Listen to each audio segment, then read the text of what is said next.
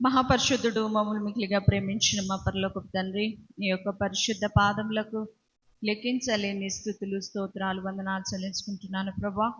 గడిచిన జూలై నెలంతా మమ్మల్ని ఎంతో క్షేమముగాను సురక్షితంగా కాపాడి ఆగస్టు మొదటి ఆదివారం ఈ విధంగా నీ సన్నిధిలో చేరి నిన్ను ఆరాధించటకు ఇచ్చిన కృపను బట్టి ధన్యతను బట్టి నీకు వందనాలు ప్రభా.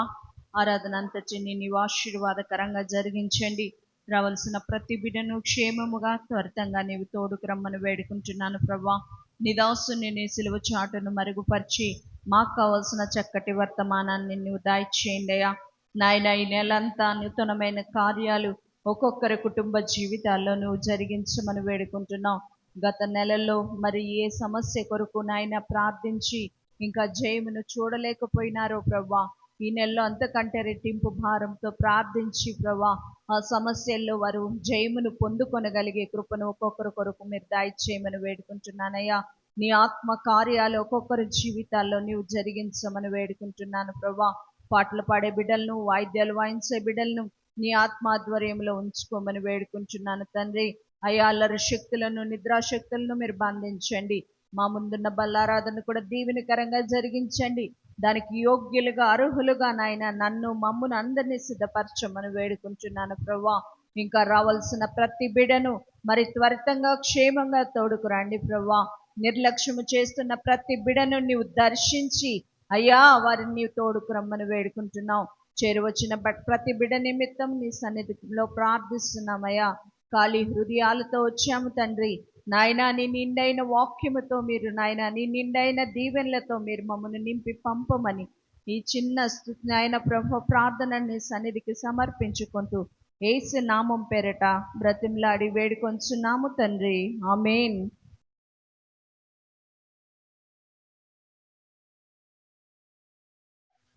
ఇంత గొప్ప ప్రణాళిక నా పైన యేసు,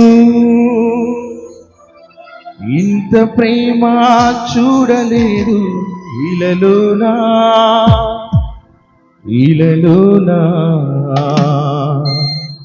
కృపయే నీ కృపయే నన్ను కాచినది, కృపయే నీ కృపయే నన్ను దాచినది, కృపయే నీ కృపయే నన్ను కాచినది, కృపయే నీ కృపయే నన్ను దాచినది. ఇంత గొప్ప ప్రణాళిక నా పైన యేసు,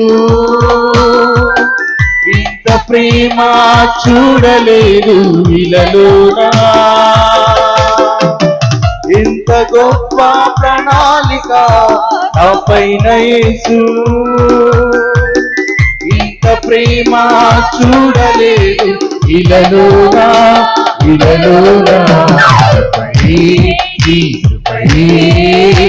నన్ను కాచినది,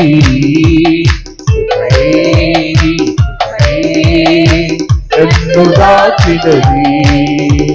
రక్షణ వస్త్రములు నాకిచ్చుట కొరకై నా శిక్షంతయు నీవు భరించితివా. రక్షణ వస్త్రములు నాకిచ్చుట కొరకై నా శిక్షంతయు నీవు భరించితివా. నీ కలిగి ఉన్న రక్షణ నీవేసయ్యా, నీ కలిగి ఉన్న రక్షణ నీవేసయ్యా. నీ కనుచూపు మేరలో నన్ను కరుణించుమో ప్రభువా, నీ కనుచూపు మేరలో నన్ను నడిపించుమో ప్రభువా.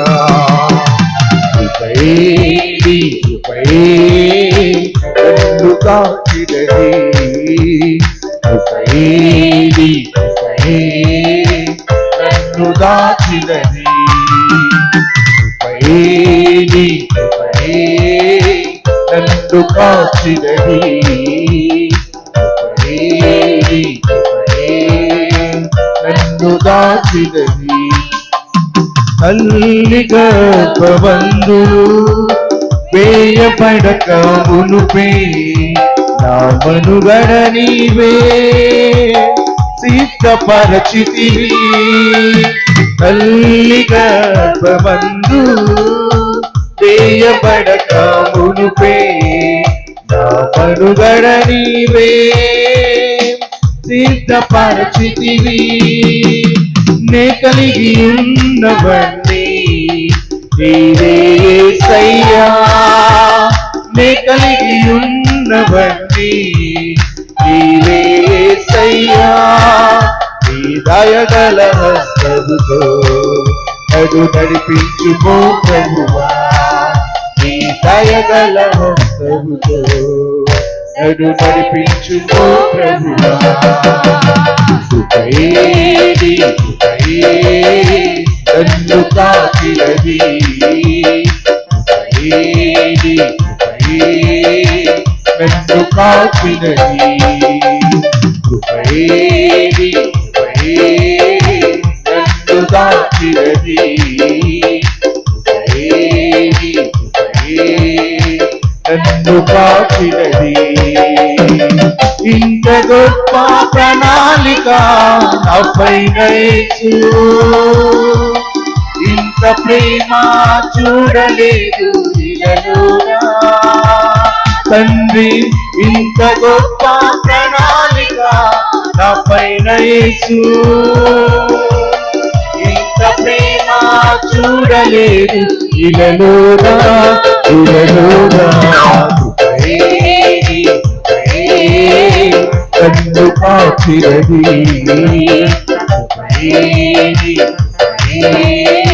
నన్ను దాచినది,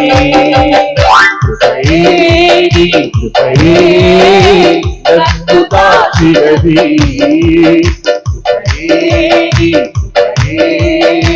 నన్ను కాచినది. హల్లెలూయా హల్లెలూయా. యెహోవా మహిమా నీ మీద ఉదయించెను, తేజరిల్లుము నీకు వెలుగు వచ్చును. ఆయన మహిమా నీ మీద కనబడుచున్నది, అది నీ తలకు పైన ప్రకాశించుచున్నది. ఆయన మహిమా నీ మీద కనబడుచున్నది, అది నీ తలకు పైన ప్రకాశించుచున్నది. నీవు తేజరిల్లుము ప్రభువు కొరకు ప్రకాశించుము, నీవు తేజరిల్లుము ప్రభువు కొరకు ప్రకాశించుము. యెహోవా మహిమా చూడుము భూమి మీద చీకటి కమ్ముచున్నది, జీవవాక్యము దేవుని జ్యోతి వలె వెలుగు. చూడుము భూమి మీద చీకటి కమ్ముచున్నది, జీవవాక్యము దేవుని జ్యోతి వలె వెలుగు. క్షణములు నీ వెలుగునకు అరుగడి వచ్చెదరు, రాజులు నీ ఉదయ కాంతికి త్వరపడి వచ్చెదరు. క్షణములు నీ వెలుగునకు అరుగడి వచ్చెదరు, రాజులు నీ ఉదయ కాంతికి త్వరపడి వచ్చెదరు. నీవు తేజరిల్లుము ప్రభువు కొరకు ప్రకాశించుము, నీవు తేజరిల్లుము ప్రభువు కొరకు ప్రకాశించుము. యెహోవా మహిమా ఒంటరి అయిన వాడు 1000 మంది అగును, ఎన్నికలేని వాడు బలమైనట్టి జనమగును. ఒంటరి అయిన వాడు 1000 మంది అగును, ఎన్నికలేని వాడు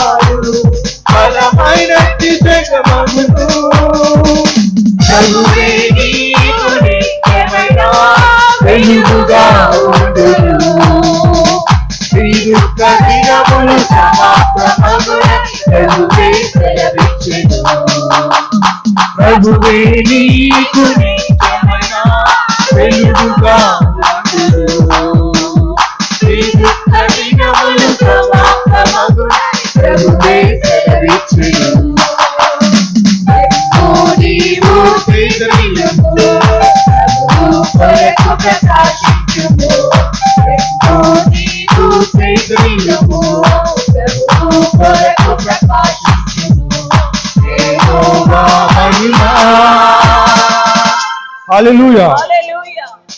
నీవు చేసిన మేలకు, నీవు చూపిన కృపలకు, నీవు చేసిన మేలకు, సంతోషంతో చెప్పండి కొడదాం. కృపలకు, ఆయన చేసిన మేలకు మనమేమి ఇవ్వగలము? వందనం యేసయ్యా, వందనం యేసయ్యా, వందనం యేసయ్యా, వందనం యేసయ్యా, వందనం యేసయ్యా, వందనం యేసయ్యా, వందనం యేసయ్యా, వందనం యేసయ్యా. నీవు చేసిన మేలకు, నీవు చూపిన కృపలకు, నీవు చేసిన మేలకు, నీవు చూపిన కృపలకు, వాడనని నేను నన్నెంతగానో ప్రేమించావు. అంచెలంచెలుగా హెచ్చించి నన్నెంతగానో దీవించావు. ఏకాకి వాడనని నేను నన్నెంతగానో ప్రేమించావు. అంచెలంచెలుగా హెచ్చించి నన్నెంతగానో దీవించావు. వందనం యేసయ్యా, వందనం యేసయ్యా, వందనం యేసయ్యా, వందనం యేసయ్యా, వందనం యేసయ్యా, వందనం యేసయ్యా, వందనం యేసయ్యా, వందనం యేసయ్యా. నీవు చేసిన మేలకు, నీవు చూపిన కృపలకు, నీవు చేసిన మేలకు, నీవు చూపిన కృపలకు, బలహీనుడనైన నన్ను నీవెంతగానో బలపరచావు. క్రీస్తు మహిమైశ్వర్యములో ప్రతి అవసరమును తీర్చావు. బలహీనుడనైన నన్ను నీవెంతగానో బలపరచావు.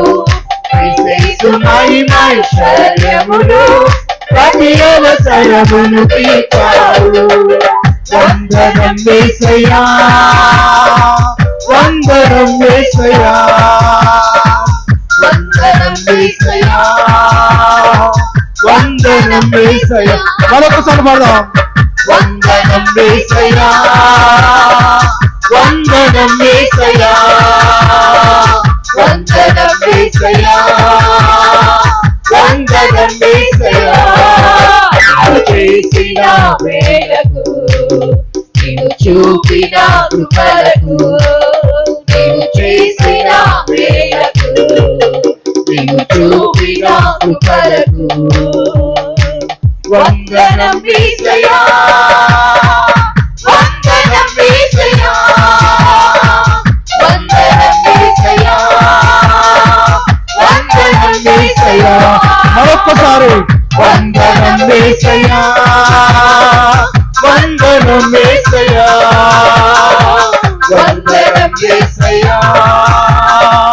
మరొక్కసారి పాడదాం.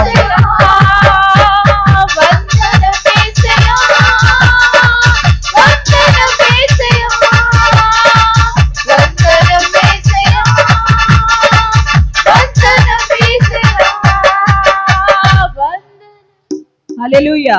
హల్లెలూయా. ఎలా అయిపోయిందంటే వీళ్ళ సౌండ్ ఎక్కువైపోయింది, చప్పట్ల సౌండ్ వినబడతలే. మరొకసారి వీళ్ళు మ్యూజిక్ ఆపేద్దాం, మనకి దేవుడిచ్చిన 2 చేతులు తట్టి దేవుణ్ణి స్తుతిద్దామా, వందనం చెప్దామా. జూలై నెలంతా దేవుడు మనల్ని ఎంతో క్షేమంగా కాపాడి ఆగస్టు నెల ఇచ్చాడంటే మనం ఎంతగానో స్తుతించాలి. ఆ సౌండ్లో మన చప్పట్లు శబ్దాలు ఏమి వినబడట్లే, మీరు పాడే పాట కూడా మాకు వినబడట్లే. గట్టిగా మరి దేవుణ్ణి స్తుతిద్దాం, గట్టిగా బిగ్గరగా చప్పట్లు కొడుతూ మరి నోరు తెరిచి దేవుణ్ణి స్తుతిద్దాం. మరొకసారి పాడదాం. వందనం యేసయ్యా, వందనం యేసయ్యా, గట్టిగా చప్పట్లు కొడదాం. వందనం యేసయ్యా, వందనం యేసయ్యా, వందనం యేసయ్యా, వందనం యేసయ్యా, వందనం యేసయ్యా, వందనం యేసయ్యా. నీవు చేసిన వేలకు, నీవు చూపిన కృపలకు, నీవు చేసిన వేలకు, నీవు చూపిన కృపలకు వందనం యేసయ్యా, వందనం యేసయ్యా. అందరూ చెప్పండి, వందనం యేసయ్యా, మరొకసారి వందనం, వందనం యేసయ్యా, వందనం యేసయ్యా, వందనం యేసయ్యా, నీవు చేసిన మేలకు, నీవు చేసిన వేలకు, నీవు చూపిన కృపలకు, నీవు చేసిన వేలకు, నీవు చూపిన కృపలకు వందనం యేసయ్యా, వందనం యేసయ్యా, వందనం యేసయ్యా, వందనం యేసయ్యా.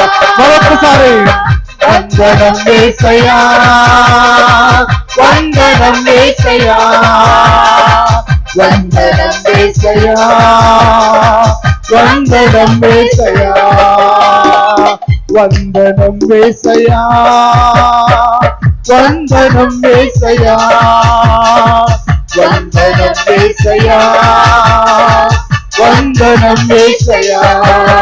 నీవు చేసిన వేలకు, నీవు చూపిన కృపలకు, నీవు చేసిన వేలకు, నీవు చూపిన కృపలకు వందనం యేసయ్యా, వందనం యేసయ్యా, వందనం యేసయ్యా, వందనం యేసయ్యా, వందనం యేసయ్యా, వందనం యేసయ్యా, వందనం యేసయ్యా, వందనం యేసయ్యా, వందనం యేసయ్యా, వందనం యేసయ్యా, వందనం యేసయ్యా, వందనం యేసయ్యా.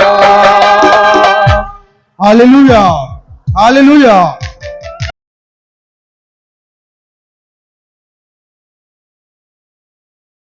ప్రార్థన చేద్దాం. పరిశుద్ధుడా, ఇంతవరకు ఆరాధన నీ మహిమార్థమై జరిగించుకుని ఉన్నావు. చక్కగా ఆరాధన నాయనా నీకు మహిమకరముగా జరిగిందని నేను అనుకుంటున్నాను. ఇప్పుడు వాక్యము నీవిచ్చిన వాక్యాన్ని నీ ప్రజల ముందు పెడుతున్నాను. మా హృదయాలు సరిచేసి నాయన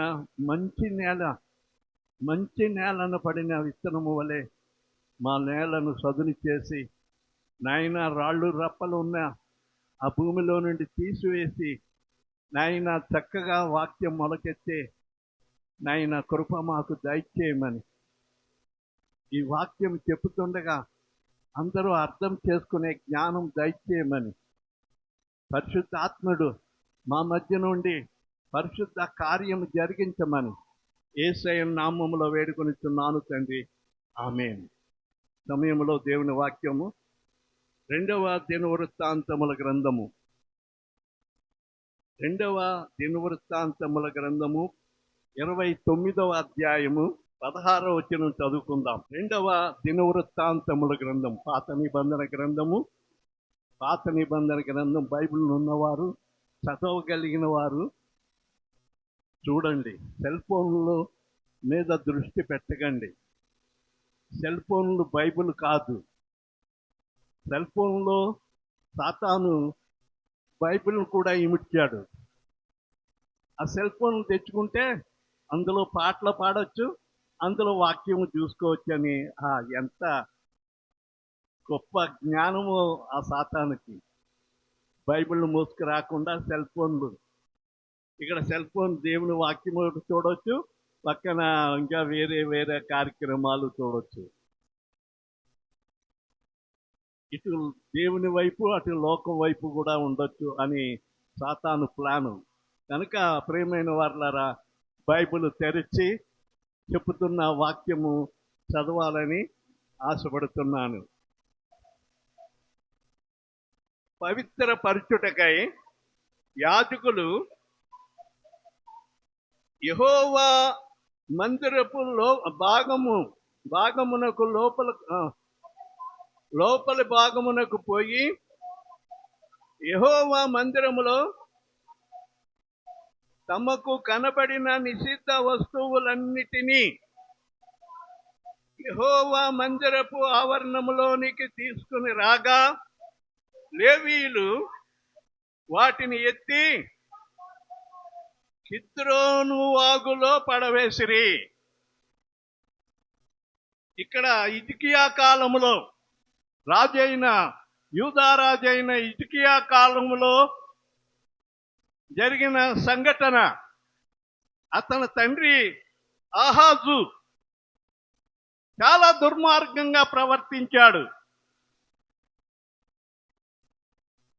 తండ్రి నడిచిన మార్గములో పిల్లలు నడవాలని మనం కోరతాము. తాత చేసిన సేవ తండ్రి చేసిన సేవ మనోడు చేయాలి, వారి బిడ్డలు చేయాలని మనం కోరి ప్రార్థన చేస్తూ ఉంటాము. ఇక్కడ ఆహాజు 28వ అధ్యాయంలో చూస్తే ఆహాజు ఏలనారంభించినప్పుడు 20 సంవత్సరములు గలవాడై యెరూషలేమును 16 సంవత్సరములు ఏలెను. అయితే అతని గురించి చిన్న సాక్ష్యం అక్కడ. అతడు తన పితరుడైన దావీదు వలె యెహోవా దృష్టికి యథార్థముగా ప్రవర్తించలేదు.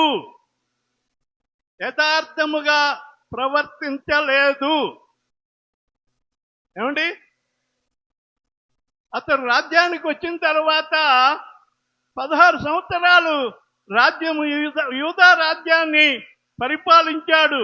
కానీ అతడు రాజ్యానికి వచ్చిన తర్వాత అంతా దుర్మార్గమే. యెరూషలేము దేవాలయమును మూసివేశాడు. యాజకులకి, మాలాటి సేవ చేసే యాజకులకి,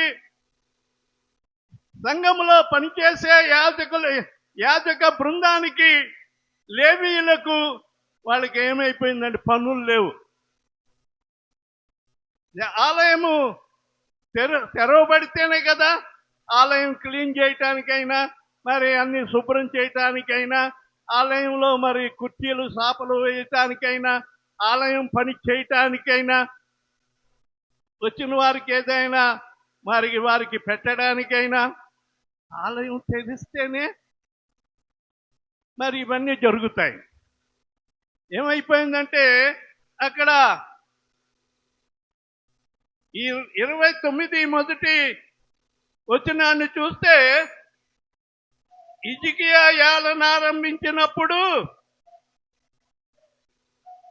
25 ఏండ్ల వాడై 29 సంవత్సరములు యెరూషలేములో ఏలెను. ఇతని గురించి ఎంత మంచి సాక్ష్యం ఇక్కడ చూడండి. ఏమండి, 29 సంవత్సరములు యెరూషలేములో ఏలెను. అతని తల్లి జకర్యా. అక్కడ కూడా మరి తండ్రి పేరు, తండ్రి పేరు ఎలాగా వస్తుంది? తల్లి పేరు కూడా వ్రాశాడు అని అంటే ఏమా తల్లులైన వారు మీ బిడ్డలకి ఏమి నేర్పిస్తున్నారు? మీరు నేర్చుకోవాలి, దేవుని మాటలు నేర్చుకోవాలి, మీ బిడ్డలకు ఇచ్చి నేర్పించాలి. మీరు గుళ్ళో ఉండి మీ పిల్లలు బయట తిరుగుతూ ఉంటే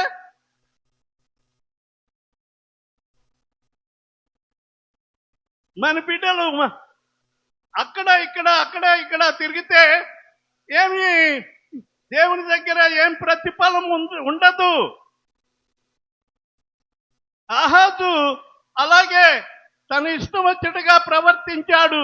అనేక పట్టణంలో అనేకమైన ధూప స్తంభాలు, విగ్రహారాధ స్తంభాలు నిలబెట్టాడు, విగ్రహాలు నిలబెట్టాడు. వీధికొక విగ్రహము. ఏమండి, వీధికొక విగ్రహము. ప్రజలకి ఎంత బాగైపోయిందంటే అండి, అబ్బా ఇదే బాగుంది, ఎప్పుడు దేవుడు దేవుడు దేవుడు అంటారు, ఇదే బాగుంది, చక్కగా మరి తిరణాలు జరుగుతున్నాయి, మంచిగా పూజలు జరుగుతున్నాయి, మంచిగా విగ్రహారాధన జరుగుతుందని ప్రజలందరూ కూడా ఆలయానికి రావటం మానేసి ఎక్కడికి వెళ్ళారంటే విగ్రహారాధన వైపు తిరిగిపోయారు. బాగా ఆలకించాలండి. మన పరిస్థితి కూడా అలాగే ఉంది. ఎందుకంటే ఇక్కడ చదివిన ఈ వాక్య భాగములో ఏమండి, ఇంకా కొంచెం ముందు చదువుతాం. 29 మొదటి నుంచి 2వ వచనం చదివితే, అతడు తన పితరుడగు దావీదు చర్యలన్నిటి ప్రకారము యెహోవా దృష్టికి యథార్థముగా ప్రవర్తించాడటండి. ఎవరు? హిజ్కియా గురించి చాలా సార్లు మనము విన్నాము. మరణకరమైన రోగము కలగగా హిజ్కియా దేవుని తట్టు తిరగగానే ఏమండి, దేవుడు ఎన్ని సంవత్సరాల ఆయుసు ఇచ్చాడు? 15 సంవత్సరాల ఆయుసు ఇచ్చాడు. 1 సంవత్సరం 2 సంవత్సరాలు కాదు, 15 సంవత్సరాలు అతడు బాగుపడి క్యాన్సర్ గడ్డ వేసింది పాదములో, నడవలేక బెడ్ మీదే ఉండేవాడు. అయితే ప్రవక్త అయిన యెషయా అంజూరపు ఆకులు తీసుకొచ్చి వాటిని నూరి ఆ పాదానికి కట్టుకట్టి బాగు చేశాడు. దేవుడిచ్చిన మాట నీవు బ్రతుకుతావంట. అంతలోనే చెప్పాడు యెషయా భక్తుడు. అంతలోనే వెళ్ళిపోతుంది. 10 నిమిషాలు కూడా కాలేదు, మరలా వచ్చి హిజ్కియాతో చెప్పాడు, నీవు బ్రతుకుతావంట, నీ ప్రార్థన దేవుడు ఆలకించాడంట. 28 యెషయా గ్రంథం చదవక్కర్లేదు కానీ యెషయా గ్రంథం 28 5వ వచనములో నీ ప్రార్థన, నీ మూలుగులను ఆయన విన్నాడు. నీ మూలుగులను విన్నాడు. ఎప్పుడు వింటాడంటే, అమ్మా దేవునికి యథార్థముగా నడుచుకోవాలి. ఎవరైనా సరే మూయబడిన ఆ దేవాలయపు తలుపులు తెరిచాడంటే చూడండి. 3వ వచనంతో, అతడు తన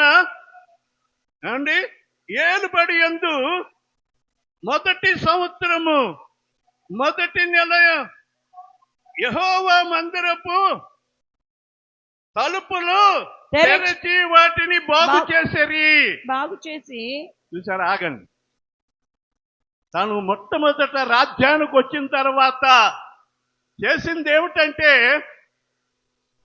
యెరూషలేము దేవాలయము ఎప్పటి నుంచి అనుకుంటున్నాడు, నా తండ్రి దుర్మార్గుడు, నా తండ్రి మరి దేవాలయము మూతలు వేయించేశాడు, ఆరాధన దేవునికి జరగట్లేదు, దుష్ట శక్తులకు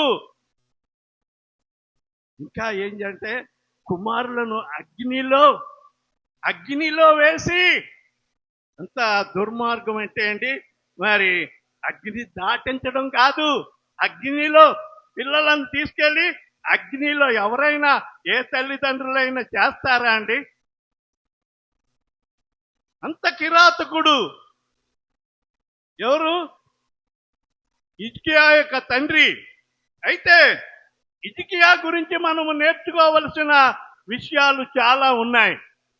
అతడు ఏం చేశాడంట, మరి యాజకులను, దేవాలయమును బాగు చేసి లేవీయులను, యాజకులను ఎక్కడెక్కడ ఉన్నారో వాళ్ళందరినీ పిలిపించాడండి.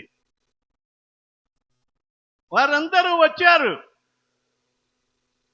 మాతో నీకేం పని, మీ నాయన వాకిలేసేశాడు, ఇక మాకేం పని ఉంది, మేము రామని అనలేదు. హిజ్కియా పిలవగానే వారందరూ వచ్చారండి. హిజ్కియా చెప్పినట్లు మీరు ఆ భాగం తర్వాత చదువుకోండి. ఏమండి, ఆ 2 మాటలు మాత్రము 5-6 వచనాలు చదివితే, వారికి ఇలాగూ ఆజ్ఞ వారికి ఇలాగ ఆజ్ఞ ఇచ్చాను, లేవీయులారా లేవీయులారా నా మాట నా మాట ఆలకించుడి. ఇప్పుడు మిమ్మును మీరు ప్రతిష్ఠించుకొని ఇప్పుడు మిమ్మును మీరు ప్రతిష్ఠించుకొని మీ పితరుల దేవుడైన యెహోవా మీ మందిరమును పితరుల ప్రతిష్ఠించి, దేవుడైన యెహోవా మందిరమును ప్రతిష్ఠించి పరిశుద్ధ స్థలములో నుండి పరిశుద్ధ స్థలములో నుండి నిషిద్ధ వస్తువులన్నింటినీ నిషిద్ధ వస్తువులన్నిటినీ బయటికి కొనిపోవుడి. బయటికి కొనిపోవుడి. ఏమండి, 6వ వచనం కూడా, మన పితరుల మన పితరుల ద్రోహులై మన దేవుడైన యెహోవా మన దృష్టికి దేవుడైన యెహోవా దృష్టికి చెడు నడతలు నడిచి ఆయనను విసర్జించి ఆయనను విసర్జించి ఆయన నివాసమునకు పెడముకపు పెట్టుకొని ఆయన నివాసమునకము. ఈ మాట జాగ్రత్తగా వినాలి. ఆయన నివాసం అంటే దేవుని మందిరాన్ని పెడముఖమును ఎడముఖమును తిప్పుకున్నారట అని చెప్పి, లేకపోతే ఇలాగ అని దేవుని మందిరం వైపు చూడటం మానేసి ఎడముఖము పెడముఖం పెట్టుకుని వారు ప్రజలు అలాగున్నందువలన వారి మీదకి దేవుని యొక్క ఉగ్రత వారి మీదకి వచ్చిందండి. దేవుని ఉగ్రత వారి మీదకి వచ్చింది. వారి పిల్లలు చెరకొనిపోబడ్డారు. వారు చెరకొనిపోబడ్డారు, బానిసలుగా చెరకొనిపోబడ్డారు. ఎంత భయంకరమైన! దేవుని ప్రజలయుండి దేవునిలో ఆనందించవలసిన వారు ఆనందించకుండా ఎడముఖము పెడముఖము దేవుని సన్నిధికి రావటానికి, మా దేవుని సన్నిధికి వెళ్దాం, ఆదివారం కదా గుడికి వెళ్దాం, ఇవాళ సంస్కారం వెళ్దామంటే, నువ్వు వెళ్ళు, నాకు పని ఉంది, నాకు అయ్యే లేదు, నాకు పెళ్ళి ఉంది, లేకపోతే దినం ఉంది. సాకులు. వాటికంటే దేవుని సన్నిధి కంటే అవి ఎక్కువ. దేవుని సన్నిధిలో రావలసిన దీవెన అలక్ష్యం చేసి నీవిష్టం వచ్చిన మార్గంలో నీ వెళ్తే దేవుడు నిన్ను బట్టి నీ పిల్లలకు, వారి పిల్లలకు సంసార వృద్ధి కలగదండి. వారు బాగానే కనబడతారు కానీ వారు పెరిగిన తర్వాత నీకు తలపోటుగా బయలుదేరతారు. కనుకనే మొదట నీవు చేయవలసిన పని ఏమిటంటే,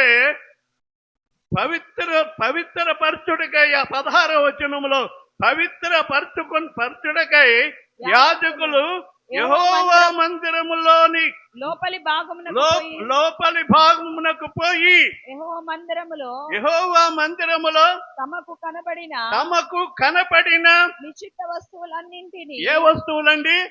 నిషిద్ధ వస్తువులంటే ఏమ్మా, రోత తెచ్చుకుని ఇంట్లో వేసుకుంటామా? చెప్పండి. గంట మీద పాడేసి తెచ్చి ఇంట్లో పెట్టుకుంటామా?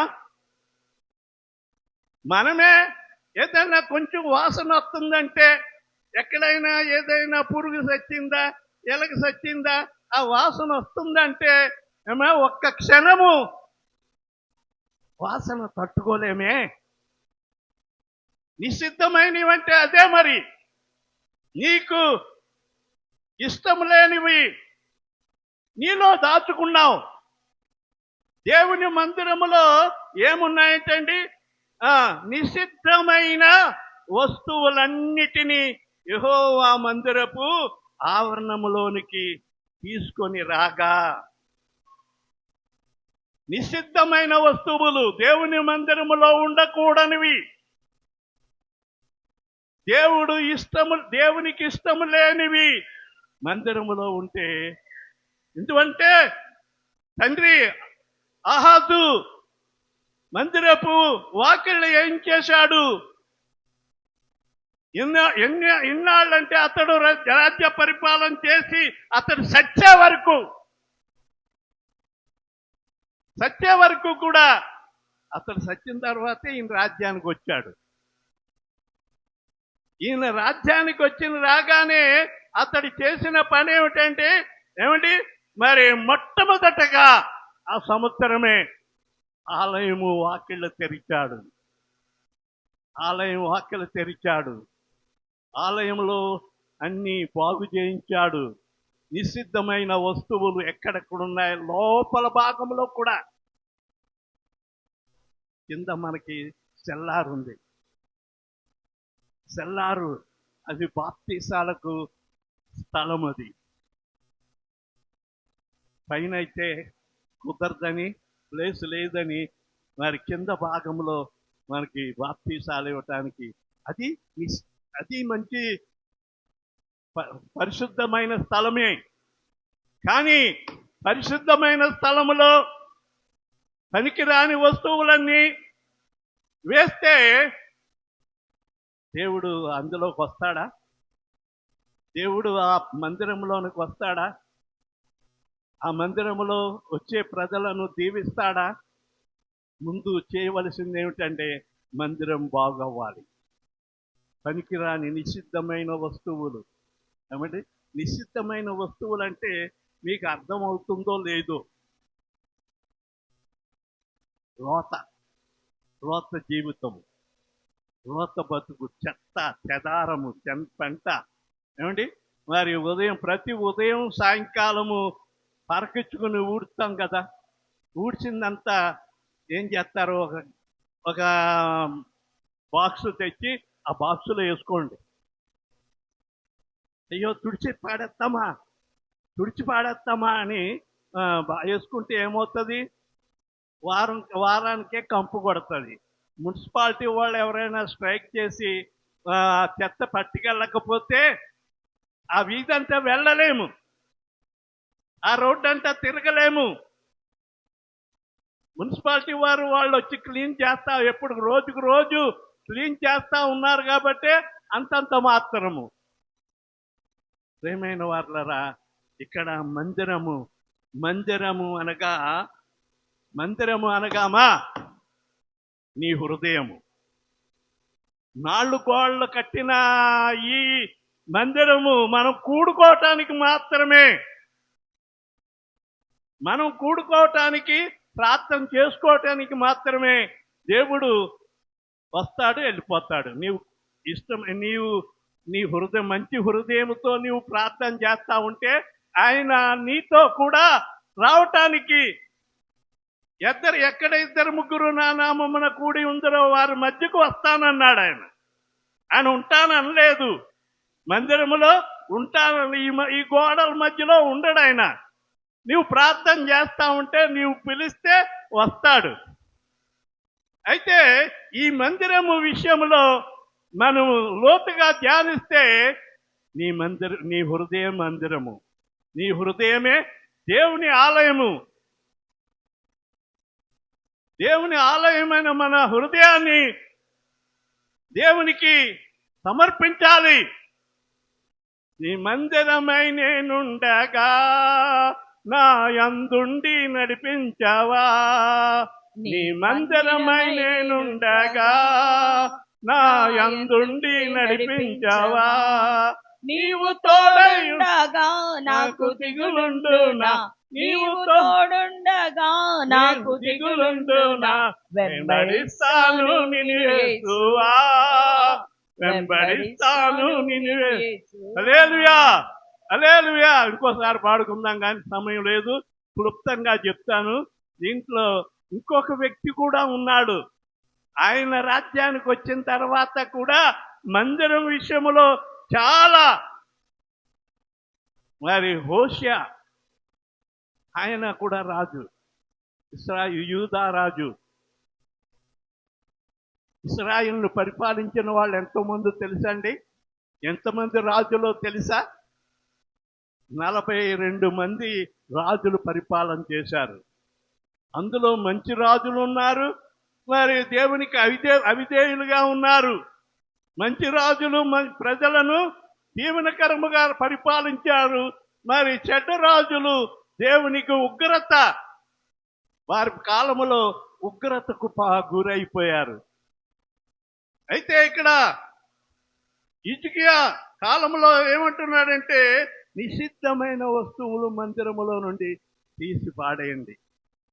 మన హృదయం అనే ఈ మందిరములో ఏమి నిషిద్ధమైన ఉన్నావో ఆలోచన చేయండి. నీ మందిరములో ఏముందో నీకు తెలియాలి.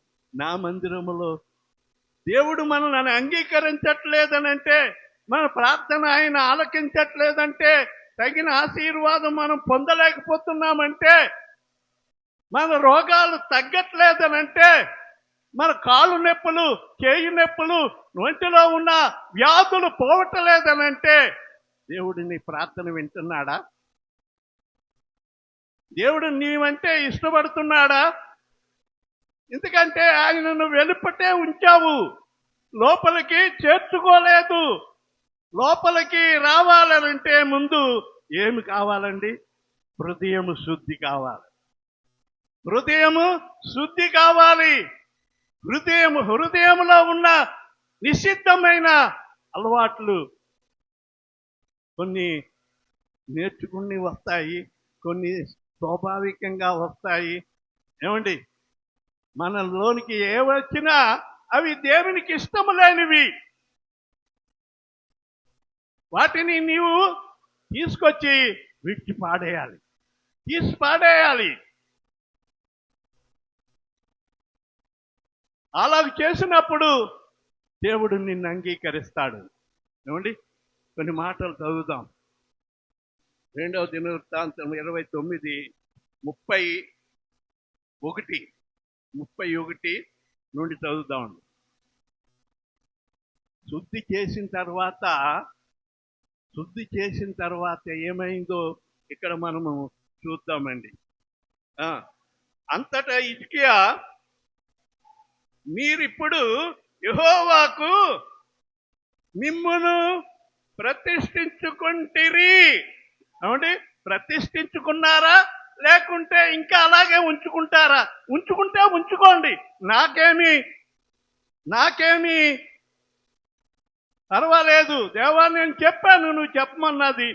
కానీ వాళ్ళు అలాగే ఉంచుకున్నారు. నేనేం చేయలేను ప్రభువా అంటే, పరిశుద్ధాత్ముడు కూడా ఏం చేస్తున్నాడంటే ఒప్పిస్తున్నాడు. తీసేయ్. తాగుడు ఉన్నదా? తీసేయ్. మగవాళ్ళు బీడీ కాల్చేది ఉందా? తీసేయ్. ఆకు ఒక్క ఉందా? ఏమండి, తీసేయ్. చెడ్డ మాటలు, చెడ్డ హృదయం, వారి మీద, ఈ వీరి మీద చెడ్డగా ఆలోచించేది అది మాని. నీవు దేవుని బిడ్డవు, నీవు ఎలాగున్నావో వారు అలాగే ఉండాలని కోరుకో. కానీ మొన్న వచ్చింది ఈ అమ్మ మాకంటే పెద్ద గొప్ప అయిపోయింది. ఎందుకు నీవు ఉండు వాళ్ళకలాగా నీవు ఎందుకు నీవు తెప్పుకోవటము? వాళ్ళకంటే మంచిగా ఉండు. దేవుడు నిన్ను కాపాడుతాడు, దేవుడు నిన్ను కోరుకుంటాడు. ఇక్కడ హిజ్కియా ఏమంటున్నాడంటే, అంతటా హిజ్కియా, మీరిప్పుడు యెహోవాకు మిమ్మును ప్రతిష్ఠించుకొంటిరి. ఏమండి, ఏమనుంది? చదవండమ్మా.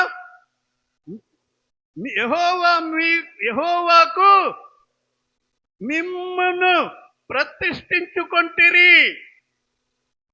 దగ్గరకు వచ్చి యెహోవా మందిరములోనికి బలిద్రవ్యములను కృతజ్ఞతార్పణలను తీసుకొని రండని ఆజ్ఞ ఇయ్యగా సమాజపు వారు సమాజపు వారు బలి ద్రవ్యములను బలి ద్రవ్యములను కృతజ్ఞతార్పణలను తీసుకొని వచ్చారు. అప్పటి వరకు ఏమీ లేదు, దేవునికి ఇచ్చేది లేదు. ఎందుకంటే దేవుడు ఆకలి మూయబడింది, యెరూషలేము దేవాలయము మూయబడింది. ఇక ఈ కానుకలు తెచ్చేవారు, ఈ అర్పణలు తెచ్చేవారు ఎక్కడిస్తారు? వాకిలి వేయబడింది, ఇంకా తీయలేదులే అని వెళ్ళిపోయేవారు పట్టుకుని. ఇప్పుడు ఏమంటున్నాడంటే మీకు మీరు ప్రతిష్ఠించుకోవాలి. ఏమా, మనము దేవుని సన్నిధికి వచ్చామంటే మనము ప్రతిష్ఠించుకోవాలి. ప్రతిష్ఠించుకోవటం అంటే మన హృదయాన్ని దేవునికి సమర్పించుకోవాలి. దేవా, ఇదిగో నాలో ఉన్న ఈ పనికి మాలిన వాటన్నిటినీ తీసి పాడేస్తున్నాను. ఈ వారములో ముందు వారములో నేను ఫలించుట గురించి చెప్పాను. దానిలో ఏమండి, ఫలించని ప్రతి తీగ ఏం చేయాలటండి? తీసి పాడేయాలి. ఫలించకుండా అవి మిమ్మల్ని ఆటంకపరుస్తున్నాయి. దేవుని సన్నిధిలో ప్రార్థన చేసుకుందామంటే ప్రార్థన చేసుకునే ఆ యొక్క మనసు రావట్లేదు. ఎందుకంటే ఎంతసేపు లోకము లాగుతుందన్నమాట మనసు. ఈ నిషిద్ధమైనవి, ఈ అలవాట్లు లోకములో లాగుతా ఉన్నాయి. ప్రియమైన వారులారా, ఎవరైనా ఏదన్నా మాట్లాడుకుంటే వాళ్ళ దగ్గరికి వెళ్ళి కూర్చుని వాళ్ళతో సంభాషణ చేయటం కాదు, వాటిని విడిచిపెట్టి ఆ సమయం దేవుని సన్నిధిలో గడుపు. దేవా, నన్ను ఆశీర్వదించు, నా ఫలించే లక్షణము నాకు దయచేయి ప్రభువా. నాలో ఉన్న ఈ యొక్క పనికి మాలిన ఎగస్ట్రా తీగలు, పనికిరాని తీగలు అడ్డంగా వస్తా ఉన్నాయి. ఈ చెత్త చెదారమును నాలో నుండి తీసివేయి, అప్పుడే నేను ఫలిస్తానని చెప్పి కోరుకోవాలి. ఇక్కడ ఏమైందంటే వారు కృతజ్ఞతార్పణలను తీసుకుని వారు ఎంతో సంతోషముగా, బలవంతంగా కాదండి, దేవుని సన్నిధికి వెళ్తున్నాము, ఏదో ఒకటి పట్టుకెళ్ళాలి. ఇదిగో ఇక్కడ కొన్ని కాయలు, పువ్వులు, కూరాకులు, ఇంకా ఏమేమో మందిరానికి ఒట్టి చేతులతో వెళ్ళకూడదని దేవుని వాక్యంలో ఉంది కనుక ఆ వాక్యం ప్రకారంగా కనీసం ఇదిగో ఇక్కడ పెరుగు ప్యాకెట్ 10 రూపాయలు. నా దేవునికి మందిరానికి వెళ్తున్నాను కనుక ఏదో ఒకటి పట్టుకెళ్ళాలి. ఏమండి, కొంతమంది చుట్టాల ఇంటికి వెళ్తారు. చుట్టాల ఇంటికి వెళ్ళేటప్పుడు వాళ్ళు అక్కడ పిల్లలు ఉంటారండి. పిల్లలు ఉంటారు, లేకుంటే పువ్వులు పెట్టుకునే ఆడపిల్లలు ఉంటారు. కాయలు, పువ్వులు ఏం చేస్తారు? పట్టుకెళ్తారు. ఎందుకంటే కనీసం ఒక బిస్కెట్ ప్యాకెట్ అన్నా పిల్లలు ఉన్న ఇంటిలో పట్టుకెళ్తారు. దేవుని దగ్గరికి వెళ్ళేటప్పుడు కనీసం ఏదో ఒకటి. ఇక్కడ ఏం చేశారంటే వారు ఏమండి, బలి ద్రవ్యములను, కృతజ్ఞతార్పణలను తీసుకొని రండని ఆజ్ఞ ఇవ్వగా సమాజపు వారంటే మనమందరమును, ఏమండి, సమాజపు వారందరూ ద్రవ్యములను, కృతజ్ఞతార్పణలను తీసుకొని వచ్చిరి. ద్రవ్యములను అర్పించుటకు ఎవరికి ఇష్టము, ఎవరికి ఇష్టం పుట్టెనో వారు దహన బలుల ద్రవ్యములను తీసుకొని వచ్చిరి. దేవుని ఆరాధన స్థలానికి ఇవన్నీ తీసుకొని వచ్చారు. అయితే అక్కడ చిన్న మాట 32లో ఏమంటున్నాడంటే, సమాజపు వారు తీసుకొని వచ్చిన దహన బలి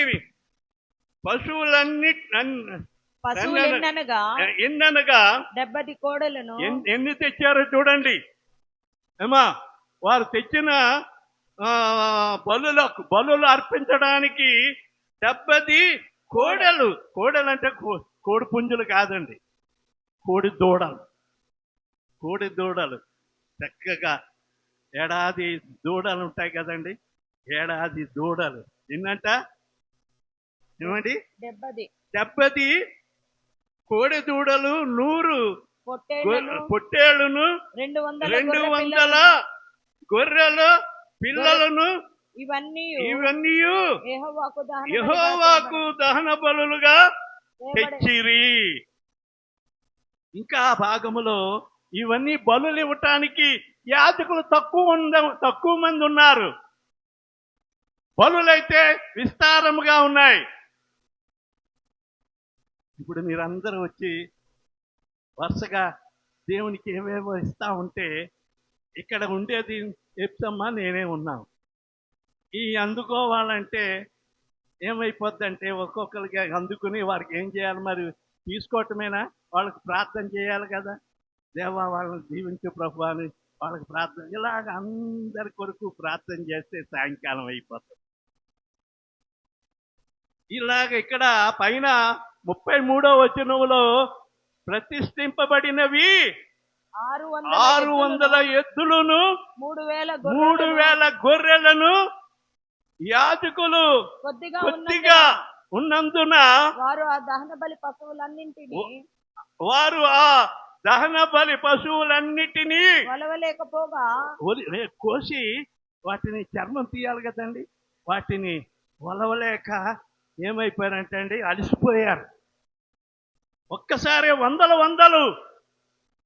వందలు తీసుకొచ్చి బలులు అర్పించారు. ప్రియమైన వారలారా, ఆ సమయంలో 30వ అధ్యాయంలోకి వచ్చేసరికి హిజ్కియాకు ఒక తలంపు పుట్టింది. హిజ్కియా చక్కని ఆలోచన వచ్చింది. మనం పస్కా పండగ చేసి చాలా కాలం అయిపోయింది, మరలా పస్కా పండుగ చేద్దాము అని దండోరా వేయించాడటండి.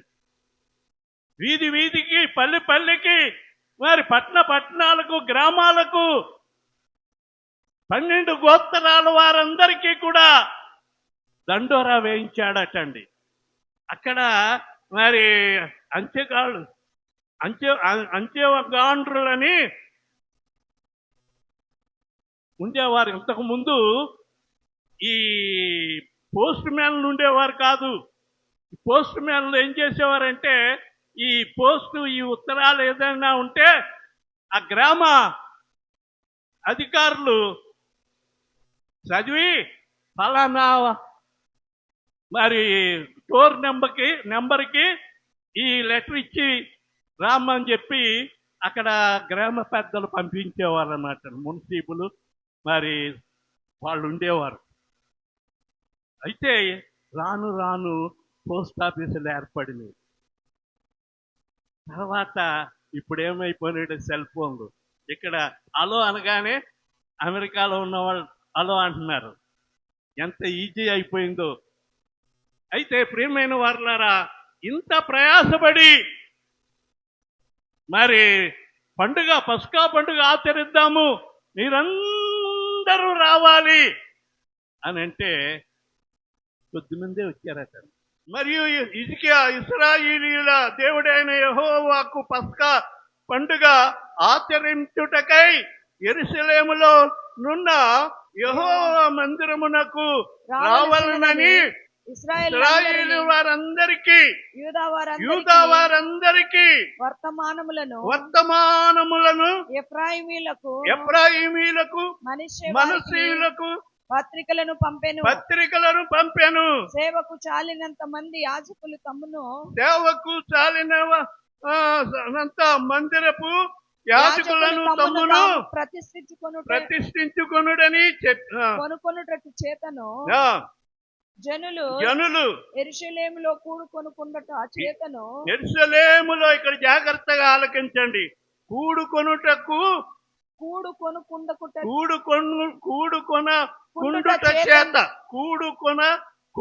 చేత ఏమా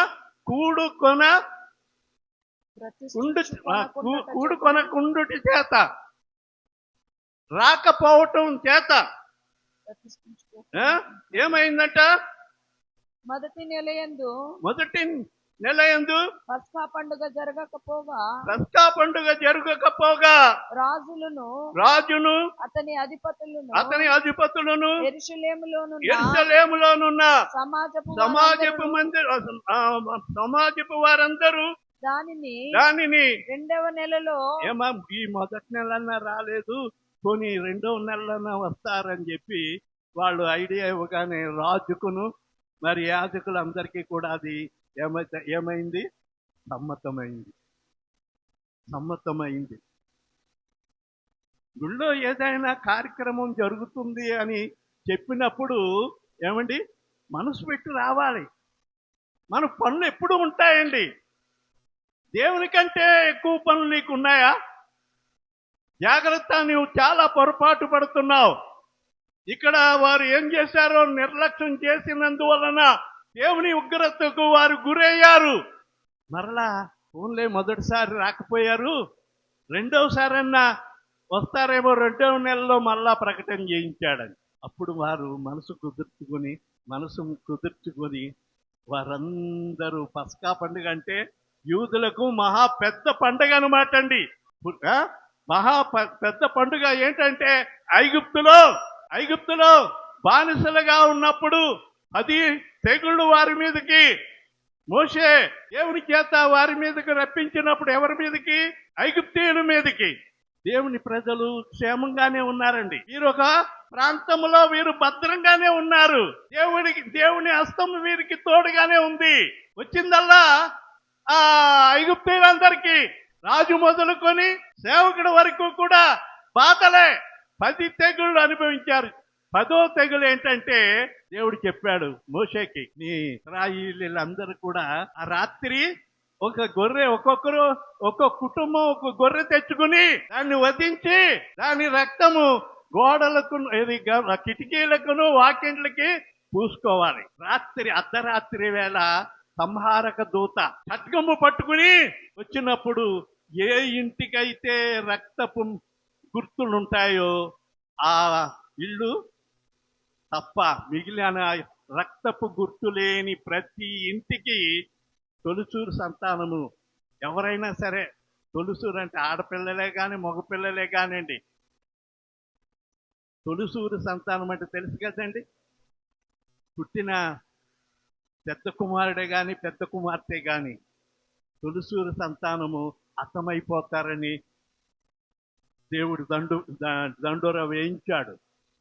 కానీ వాళ్ళు లెక్క చేయలేదు అని చెప్పి మనలో కూడా అటువంటి ప్రబుద్ధులు ఉన్నారు అని చెప్తే మేము వినాలా? ఏం అక్కర్లేదులే, వచ్చిందేదో వస్తుంది, వచ్చింది వాళ్ళకు వచ్చింది మాకు వస్తుంది ఏమా అని మీరు సమర్థించుకుంటున్నారా? జాగ్రత్త. వారు అలాగే ఐగుప్తీయులందరూ కూడా బాగా ఉన్నారు. మీరైతే రాత్రి అంతా కూడా ఒక్కొక్కరు ఎన్ని బాధలు పడ్డారో. గొర్రె పిల్లలను ఒకటి తెచ్చుకుని దాన్ని కోసుకుని ఏమండి వాటి యొక్క రక్తాన్నేమో కిటికీలకి వాకిళ్ళకి పూసుకున్నారు. దాని మాంసము ఎలాగా చేదు కూరతో, పులియని రొట్టెల పండగ, పులిసిన పిండి ఎలా ఉంటుంది? ఆడవాళ్ళకి చెప్పండి. పులిసిన పిండి ఎలాగుంటుంది? చపాతి దోశ వేసుకోవాలంటే మెత్తగా ఉంటుంది, తినటానికి బాగుంటుంది. రాత్రి రుబ్బి పెట్టుకున్నది పొద్దున్న దోశ వేసుకుంటే మెత్తగా ఉంటుంది.